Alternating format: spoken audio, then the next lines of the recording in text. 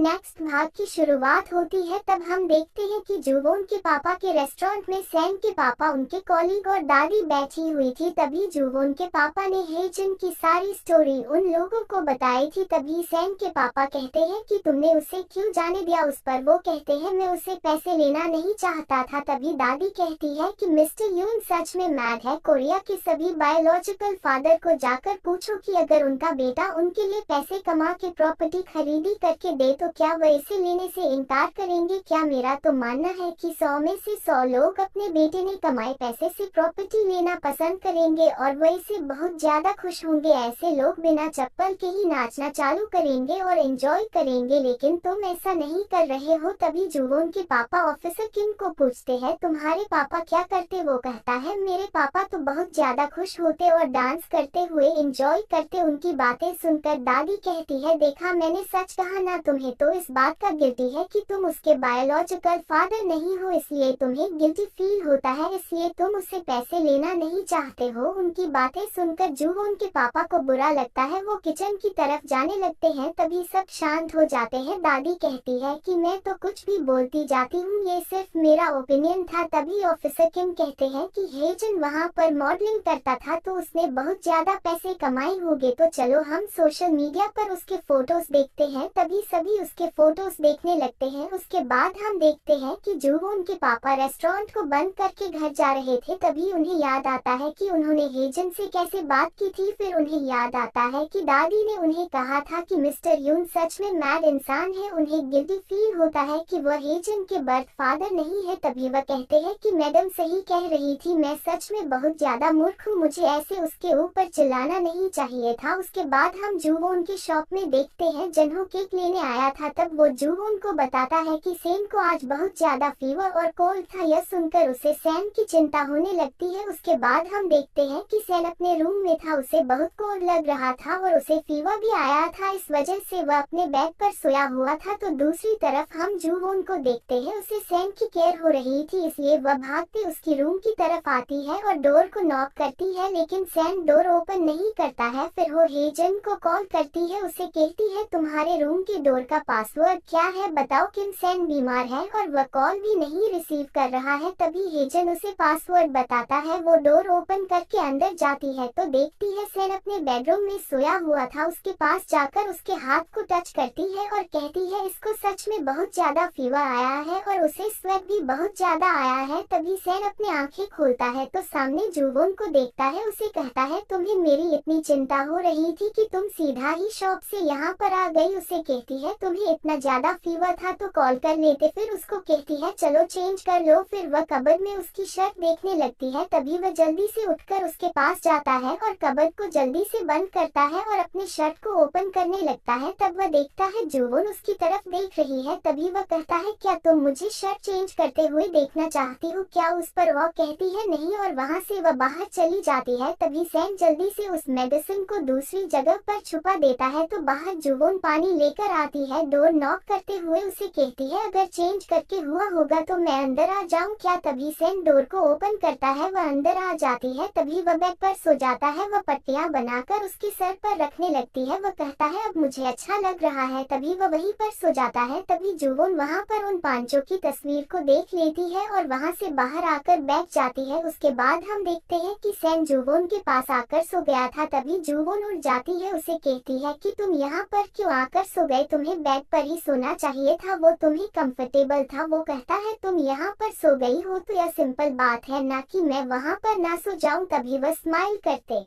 हुए कहती है तुम्हें अभी भी बुखार है। दूसरे दिन हम सैम के पापा और हेजन के पापा को देखते हैं। सैम के पापा जुवोन के पापा को कहते हैं कि कल हमने हेजन के मॉडलिंग के फोटो सर्च किए, इसे तुम देखो वह कितना ज्यादा हैंडसम दिख रहा है। तभी जुवोन के पापा उस फोटो को देखते हैं, कहते हैं क्या यह हेजन है। सैम के पापा कहते हैं देखो कितना ज्यादा हैंडसम दिख रहा है। उसके बाद हम सैम को देखते हैं, सैम जुवोन के लिए ब्रेकफास्ट बना रहा था। तभी वो उठ जाती है, वह कहता है तुम उठ गई, चलो चलो जल्दी से ब्रेकफास्ट करने के लिए बैठ जाओ, और ब्रेकफास्ट करने के लिए आ जाती है। सैन उसे ब्रेकफास्ट करने के लिए देता है, वह खाती है, उसे बहुत ज्यादा पसंद आता है। वह पूछता है क्या सच में अच्छा बना है क्या? वो कहती है हाँ। तभी दोनों के मोबाइल के ऊपर मैसेज आता है, दोनों भी उस मैसेज को देखने लगते हैं। जुवोन के पापा ने हेजन के मॉडलिंग के फोटो उन दोनों को सेंड किए थे और नीचे लिखा था कि माय हैंडसम सोन। हेजन के फोटो को देखकर जुवोन कहती है कि सच में हेजन कितना ज्यादा हैंडसम दिख रहा है। तभी सैन कहता है तभी तो मैं सोचूं उसके पास इतने ज्यादा पैसे कहां से आ गई। फिर कहता है कि लेकिन वह गया कहां पर है, कहीं दिखाई नहीं दे रहा है। तभी जुवोन कहती है कि उसने मुझे कहा था कि वह बाहर ही सो जाएगा क्योंकि उसको तुम्हारा फीवर ना लगे, लेकिन उसको अभी तक यहाँ आ जाना चाहिए था। तो दूसरी तरफ हम हेजन को देखते हैं, वह शॉप से कुछ खरीदी करके बाहर आता है। तब उसके मोबाइल पर आया हुआ मैसेज को चेक करता है तो उसको फैमिली ग्रुप में मैसेज आया था। वो उसे देखता है, जुवोन के पापा ने हेजन के मॉडलिंग के फोटो सेंड करके नीचे लिखा था कि माय हैंडसम सोन। ये देखकर वो शॉक हो जाता है। फिर वहाँ से भागता हुआ वो रेस्टोरेंट की तरफ जाता है। रेस्टोरेंट से बाहर आए लोग उसे देखकर उसकी तारीफ कर रहे थे। तभी हेजन रेस्टोरेंट के पास जाता है तो देखता है रेस्टोरेंट के बाहर उसके पापा ने उसके मॉडलिंग के फोटो लगाए हुए थे। यह देखकर वो रुक जाता है और शौक से उनकी तरफ देखने लगता है। वहाँ पर लिखा था कि माय हैंडसम सोन हेजन एक सुपर मॉडल, उन्होंने उसके सभी लोग को ऑफर दिए थे। हेजन ये पढ़ता है तो उसके फेस पर स्माइल आती है। तो हम रेस्टोरेंट के अंदर देखते हैं, रेस्टोरेंट के अंदर भी उसके फोटोज लगाई हुई थे। यह देखकर सभी महिला कह रही थी कि सच में यह दिखने में कितना ज्यादा हैंडसम है, एक सुपर मॉडल की तरह दिखता है। तभी उसके पापा सबको हेजन के बारे में बता रहे थे कि उसने बहुत ही अच्छी कंपनी के लिए मॉडलिंग की है। उन्होंने उसकी बहुत अच्छी तारीफ की है कि यह कोरिया के मॉडल से भी बहुत अच्छा मॉडल है। तब हेजन उन सब की बातें सुन रहा था और अपने पापा को उसके बारे में बातें बताते हुए उस पर उन्हें प्राउड फील हो रहा था। अपने पापा को खुश देखकर वह भी खुश हो जाता है। तभी उसके पापा वहाँ की प्लेट उठाने लगते हैं तो हेजन भी उन्हें हेल्प करने के लिए जाता है। तो जुवोन के पापा उसे कहते हैं कि तुम इसे मत उठाओ, तुम्हारे हाथ गंदे हो जाएंगे, तुम यहाँ पर बैठकर आराम करो। लेकिन वह सुनता नहीं है, वह कपड़ा लेकर टेबल को साफ करने लगता है। तभी वहाँ पर एक आंटी और अंकल आ जाते हैं। हेजन को वहाँ पर देखकर वो खुश होते हैं, कहते हैं कि हमने कभी नहीं सोचा था कि हम एक सेलिब्रिटी को देखेंगे, तुम एक छोटे से सिटी से निकलकर इतने बड़े सेलिब्रिटी बन गए हो। तभी वहाँ पर बहुत ज्यादा कस्टमर आ गए थे, उन्हें फूड की जरूरत थी, इसलिए दादी मिस्टर यून को बताती है तो उन्हें हेल्प करने के लिए हेजन चला जाता है। वह फूड लेकर कस्टमर को लाकर देता है। तभी वहाँ के दो कस्टमर हेजन को देखकर कहते हैं कि हमने कभी नहीं सोचा था कि हम इतनी बड़ी सेलिब्रिटी को इतने करीब से देख पाएंगे, सच में तुम बिल्कुल अपने पापा की तरह दिखते हो। तभी वहाँ पर उनके जान पहचान वाला आया हुआ कस्टमर उसे बताने के लिए जाने वाला था कि वह मिस्टर यून का बेटा नहीं है। तभी दादी जल्दी से उन्हें खाने के लिए कुछ देती है और उन लोगों को कहती है कि मिस्टर यून भी अपने यंग दिनों में बहुत ज्यादा हैंडसम दिखते थे। तभी हेजन उनकी बात सुनकर अपने पापा की तरफ स्माइल करके देखने लगता है। उसके बाद हम देखते हैं कि सैन के पापा एक जगह पर बैठे हुए थे। तभी वहाँ सैन की माँ आ जाती है। उन्हें आते हुए देखकर सैन के पापा उसे हेल्प करने के लिए जाते हैं। तभी वह सैन के पापा को साइड होने के लिए कहती है। सैन के पापा कहते